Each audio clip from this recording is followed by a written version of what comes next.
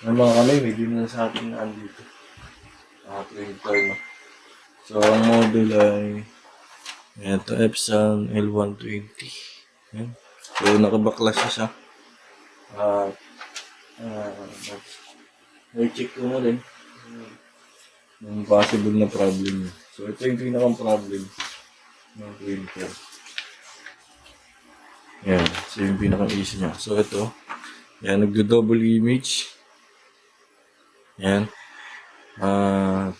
Hindi nyo mabasa. Kakahilong ko sa akin. So, pag nag-nozzle check ka, ito. Yan. Okay yung dito. Pagdating dito sa gilid, yan. Nag-vertical na yung mga ano. Tapos, ito pa rin yung nagdoble-doble na. Ayan, dito sa kabila, ganun din. Pero okay yung kanyang nozzle check na ano, mga guhit. No? So, pag nag-print ka ng image, ganito. So, ngayon, ay nakita ko yung problem ito. So, susubukan natin na palitan yung belt. No? So, ito yung pinaka-problem. Ayan, ilagay ko lang sa screen, pero papakita ko sa inyo. Ito. Yan. Kung mapansin nyo yan ay wala nang ngipin or pud-pud na. Kaya pag nagpiprint siya, pag nagwiwil yung ano, yan, mang-ingay, pak, para parang galit siya. Ganun. Tapos nilinis ko na rin yung mga flex or yung encoders, ano ba to? Yung sensor ito. Nakalimutan ko tawag. Yan. Tapos ito, linisin nyo din.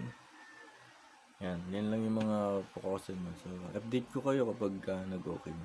So, meron ako ditong belt yan. Ito. So, papalitan natin siya. Ito ay galing dito sa mga Epson. Use lang siya. No, pero stock yan. So, pag pinalitan natin, tas umokay, ibig sabihin, ito yung sira. No? Okay. Tingnan natin kung mag-okay siya. Okay.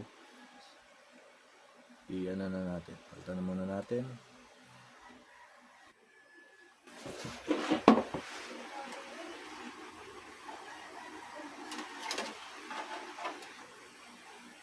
Ayan, palitan natin siya.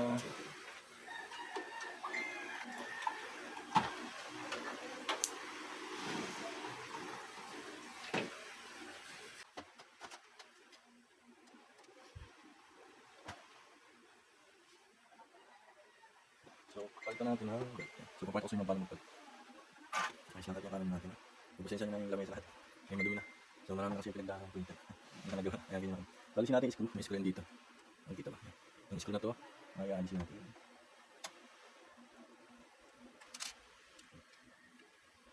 Tapos, yung spring dito. Yan. Itong spring na to, alisin natin yan. Pag nawala yan, ay mag-paper jam yan.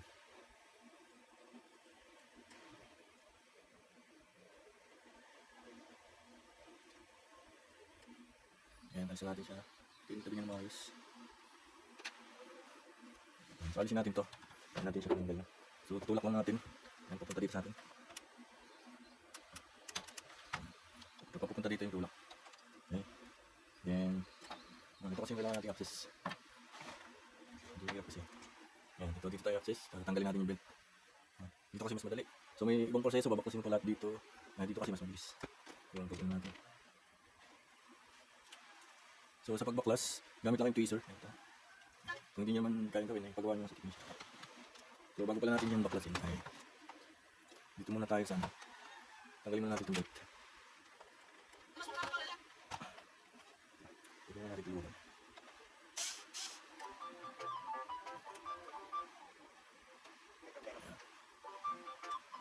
Tapos, tanggal na yun. So, susubitin na lang natin sa likod. Ikot ulit natin.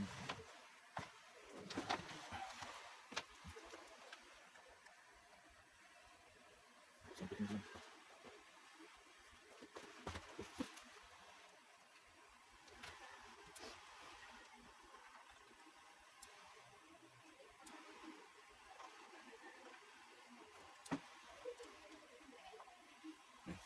natanggal na. Hindi na yung lahi. Diba? Tanggal na agad. Basic. So pagbalik niyan yung mahirap. Okay. So ito na yung ating ipapalit. So wala pa kasi tayong brand nyo kasi nasa shipping pa. So ito naman. So sa pagbalik naman ay ganito yung position. Yan. Paano yung siya binalik? Atin ang galawin dun sa pagbalik.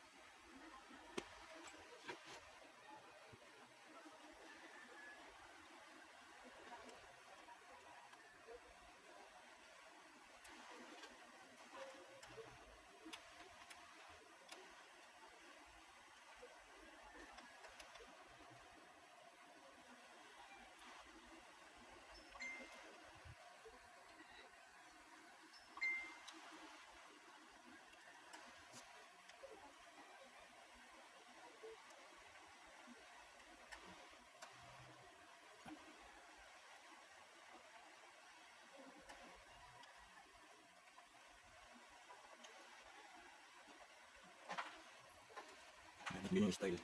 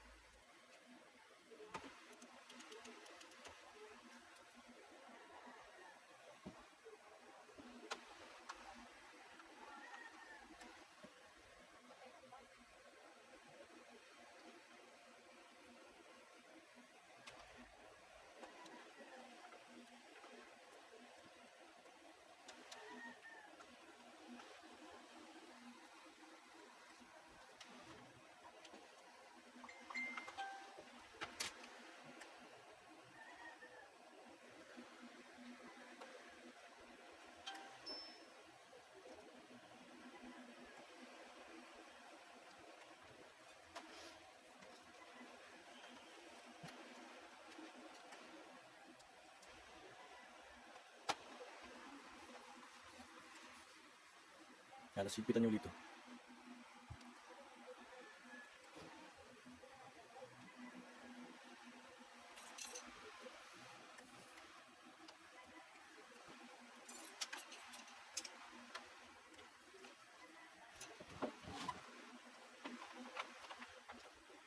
Kaya mga kaming testing tayo, no? Na yung profile natin. Tapos nozzle check tayo.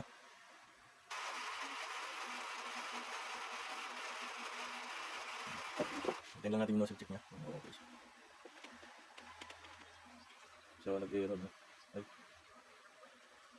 Yung mga kaming testing na tayo, no? So nozzle check tayo. Tingnan natin kung ano siya.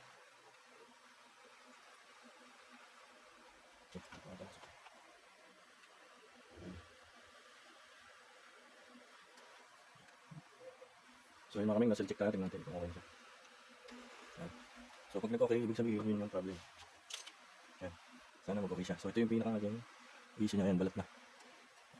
Mapansin niyo dapat ganito siya. Parang may ngipin-ngipin siya. Pagdating dito yan, wala na. Yan yung cause niya. So pagka ang print kasi ay nagdo-double or naka-faded or double image, dapat lahat yan. Eh ang ano kasi niya, dito lang banda. May part lang na ano, kaya nagdo-double.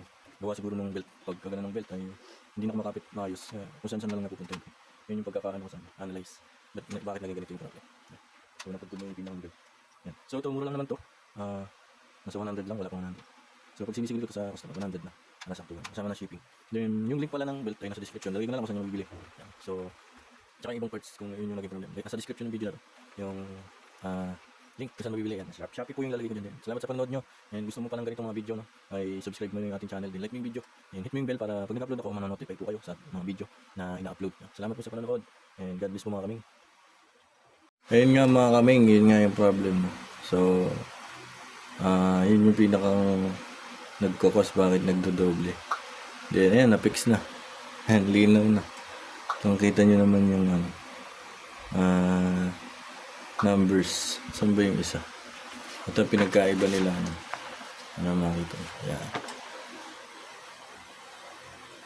Doble dito, okay na. So magpiprint na lang yan tayo ng ano makita lang. So okay na to. Then salamat po sa panonood.